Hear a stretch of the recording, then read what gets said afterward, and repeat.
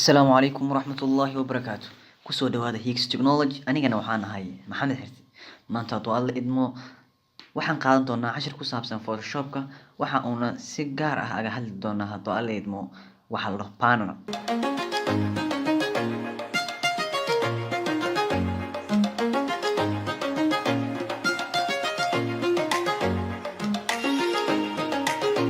Sida horkiina aga jeedaan waxaa meeshan ka muuqdo panelka wuxuu rabo ayuu noqon karaa, wuxuu noqon karaa cabirka adiga aad ka dhigtid.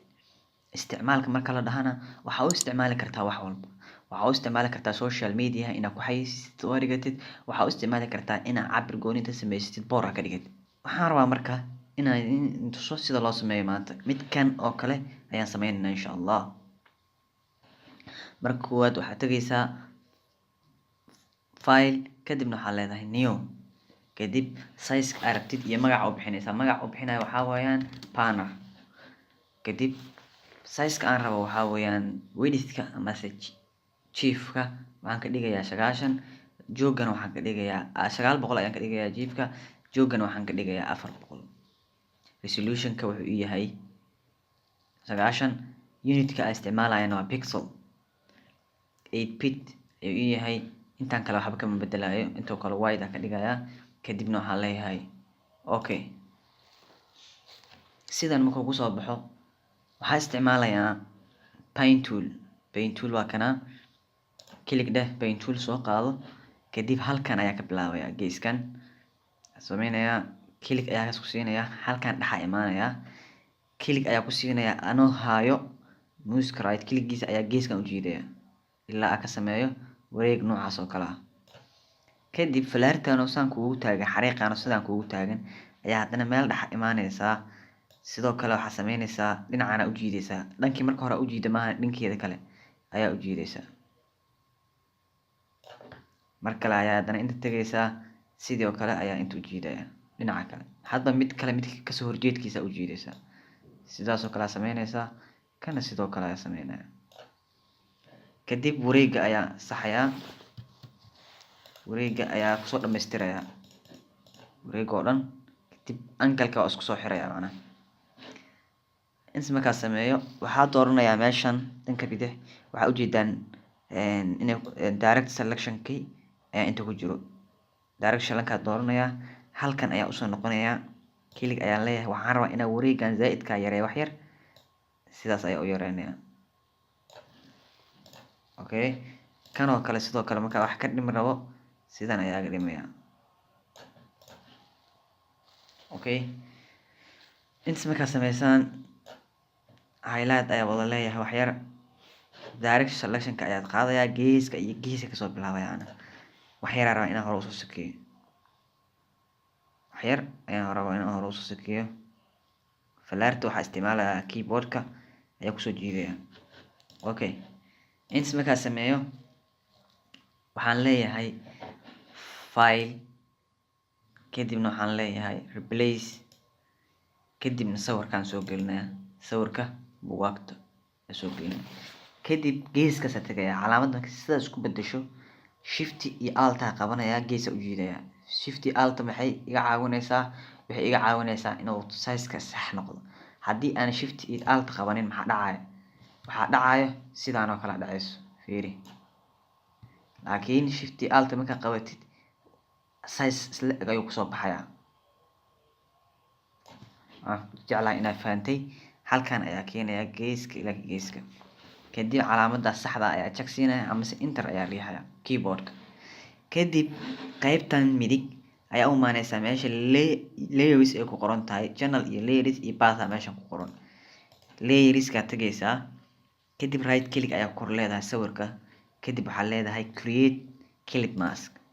wuxuu ku dhex abuurmayaa shape-ka ayuu ku dhex abuurmayaa. waa gartay. inta markaa sameeyo waxaan leeyahay shape-ka ayaa tagayaa. meeshaas dhaxda ah click ku siinayaa. midabka ka bedelaya shape-ka wide ka wada dhigaya. okay mar kale ayaa tagayaa shape-ka. right click waa shape-ka aan ku sameeyay paint tool-ka. right click ayaa kor leeyahay. blend option aan leeyahay. blend option ka dhahdid blend optionska kuwaana kusoo baxaayo meesha ugu hooseysa tegaysaa ay ku qoran tahay drop shadow.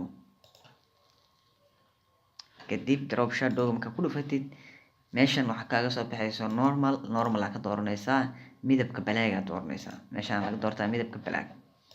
okay, intaa kusoo hartay opacity-ga 820 ayaa ka dhigaysaa.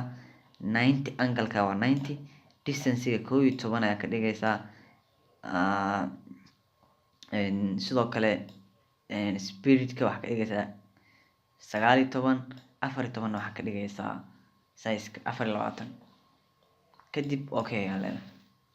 intaas kadib text ayaa tegaysaa. intaad text tegin halkan buugka sawirada aad soo gelisay ayaa waxaa leedahay korkiisa ku dhufanaysaa. kadib meeshan ayaa new layer-ka meesha ku sawiranta hoos qaybta ugu hooseyso oo delete iyo folder-ka iyo ku qoran tahay new layer ayaa leedahay. kadib text ayaa tegaysaa.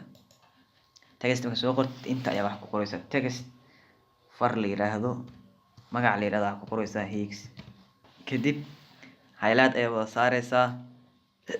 farta color-ka bedel gaduud ka dhig.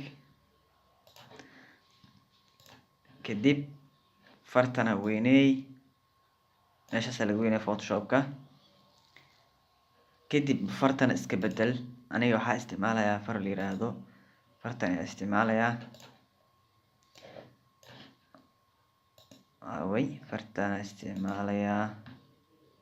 fartan ayaa isticmaalayaa. fartan waxaa la yiraahdaa Gabrina-dan isticmaalayaa.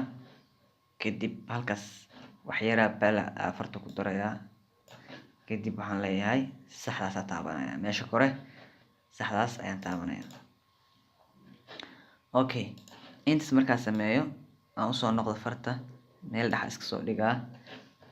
right meesha layerska tegaysaa. right kaliya farta ku kordhaysa higsi layerka oo higsi oo farta textiga plain option ayaa leeyahay. kadib waxaan leeyahay sida hadeeto kale waxaan tegayaa drop shadow-ga tegayaa kaliya korsiinayaa. marka koowaad spirit-kana yareynayaa. marka labaad distance-gana yareynayaa.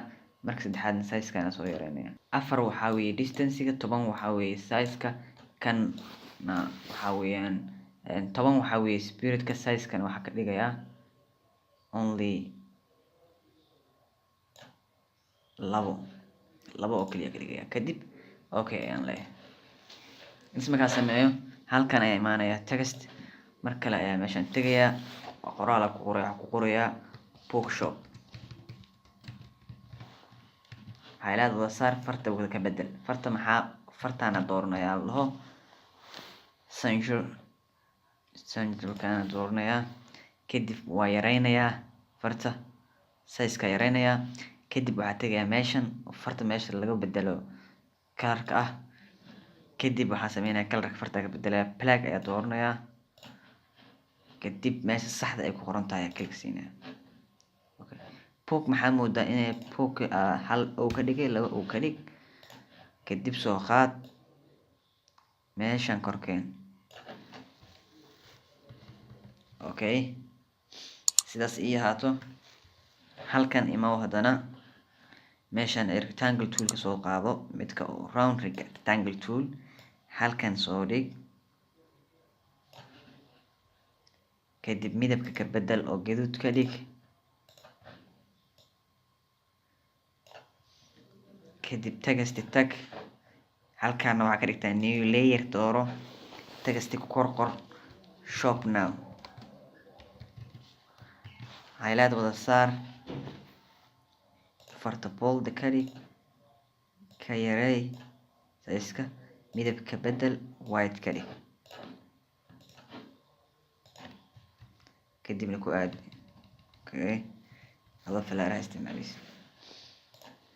waan gartay. intaas markaad sameysid waxa u qoran waxa u noqonaysaa background layer-ka tegaysaa. meesha background-ka tegaysaa. background-ka waa kana waa ku dhufanaysaa. midabka background-ka wax yar waa ka bedeli kartaa. haddaad doontana midabka rabtaa saaran kartaa. balse aniga waxaan leeyahay file replace ayaan leeyahay. sawirkii aan soo qaadanaa buugaagta asagaa meesha soo dhigayaa. shift alt qabanaya waa weyneynaya. okay, kadib calaamada saxda saaraya. kadib layerska meesha ku qoran tahay hortooda opacity meel lahaa ku qoran opacityga yareynayaa. sidoo kale field meel ku qoran tahay ku qoran ayadna waa yareynayaa.